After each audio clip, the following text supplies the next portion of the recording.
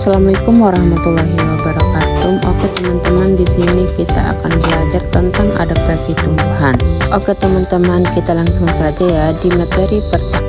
Nah, oke teman-teman, ada yang tahu nggak sih apa sih yang dimaksud dengan adaptasi makhluk hidup? Nah, adaptasi adalah penyesuaian makhluk hidup terhadap lingkungannya. Nah, makhluk hidup di sini ada hewan, tumbuhan, dan manusia. Hewan, tumbuhan, dan manusia menyesuaikan dirinya untuk mempertahankan keberlangsungannya dan hidupnya. Nah, pertanyaan yang berikut. Nah, teman-teman ada yang tahu nggak sih mengapa makhluk hidup beradaptasi? Nah, teman-teman, pertanyaan berikutnya yaitu mengapa makhluk hidup beradaptasi?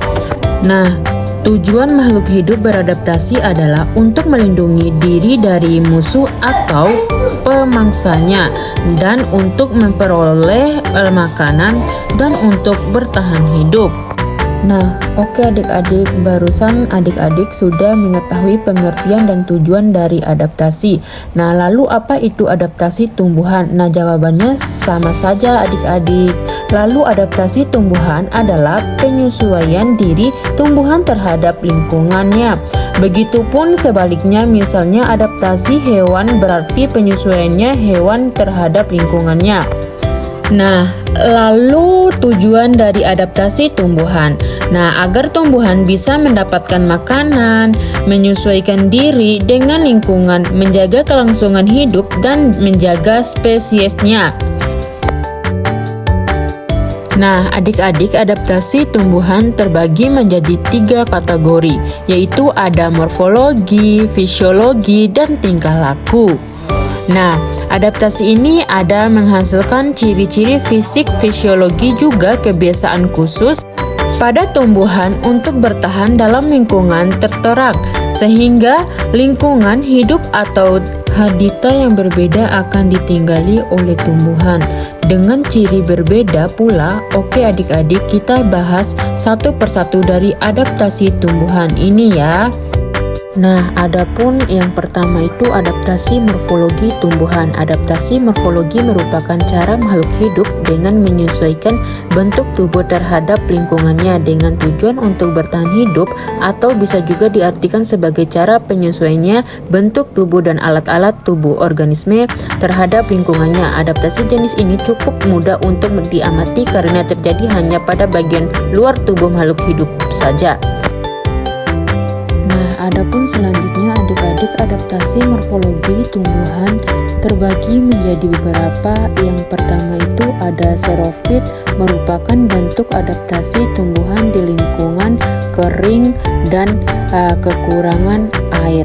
Cara adaptasinya yaitu dengan mengurangi air dari dalam tubuh penguapan, mengembangkan tumbuhan yang dapat menyimpan dan mengembangkan akar untuk meningkatkan penyerapan air. Contohnya dari tumbuhan yang adaptasi secara xerofit yaitu ada kaktus, kurma, lidah buaya, dan cotor bebek. Nah, adapun karakteristik ataupun ciri dari tumbuhan ini biasanya memiliki batang yang tebal, fungsinya untuk menyimpan cadangan air. Kemudian daunnya biasanya termodifikasi menjadi duri untuk mengurangi penguapan. Batangnya juga berlapis lilis. Nah, adapun yang kedua, hidrofit. Hidrofit adalah adaptasi tumbuhan yang hidup di lingkungan basah atau terendam air secara terus-menerus. Cara adaptasi dengan mengembangkan tubuh yang anti air dan bakteri sehingga tidak mengalami pembusukan meski terus-menerus. Nah, adik-adik, contoh tumbuhan yang beradaptasi secara hidrotis yaitu ada tumbuhan teratai, eceng gondong, atau kangkung, biasanya yang kita temui dalam kehidupan sehari-hari. Adapun karakteristik dari tumbuhan teratai, dia memiliki daun lebar karena berfungsi untuk mencepat penguapan agar bisa mengapung di atas permukaan air. Nah, kemudian daun berlapis lilin juga berfungsi untuk mencegah busuk. Kemudian untuk karakteristik dari tumbuhan eceng gondok yaitu memiliki tangkai daun yang beronggar yang berfungsi untuk mengapung di permukaan air. Yang kedua, adaptasi fisiologi tumbuhan. Adaptasi fisiologi merupakan bentuk penyesuaian melalui fungsi organ-organ tubuhnya. Tumbuhan bisa mengeluarkan enzim tertentu dalam rangka beradaptasi dengan lingkungannya. Dan contoh dari adaptasi fisiologi tumbuhan diantaranya adalah proses penyerbukan bunga yang mengeluarkan bauka sehingga mengundang serangan dan terjadilah proses penyerbukan. Nah, contoh lainnya itu terdapat tumbuhan yang menghasilkan zat khusus sehingga dapat menghambat pertumbuhan tumbuhan lain atau melindungi diri terhadap ford. Nah, contoh yang pertama itu adik-adik adaptasi fisiologi tumbuhan untuk berkembang biak.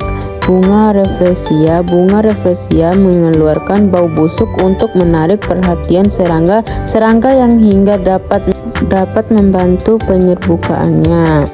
Oke adik-adik, adapun yang ketiga itu adaptasi tingkah laku tumbuhan. Adaptasi tingkah laku merupakan bentuk perubahan tingkah laku untuk menyesuaikan diri terhadap lingkungan dan menjaga kelangsungan hidupnya. Adapun tumbuhan-tumbuhan yang lain dapat melakukan adaptasi tingkah laku dalam contohnya itu seperti bunga matahari. Dalam satu contoh ini akan melakukan adaptasi tingkah lakunya ke bunga. Contohnya itu seperti bunga matahari. Bunga menunjukkan adaptasi tingkah laku dengan melakukan gerak fototropisme. Gerak fototropisme adalah jenis gerak tropisme yang dipengaruhi oleh rangsangan cahaya. Cahaya merupakan salah satu contoh rangsangan yang diterima oleh tumbuhan. Adaptasi dua jenis gerak fototropisme yaitu fotorepisme negatif dan positif. Fototropisme negatif adalah gerak pada tumbuhan yang menjauhi rangsangan atau arah cahaya, sedangkan fototropisme positif adalah gerak tumbuhan yang mendekati arah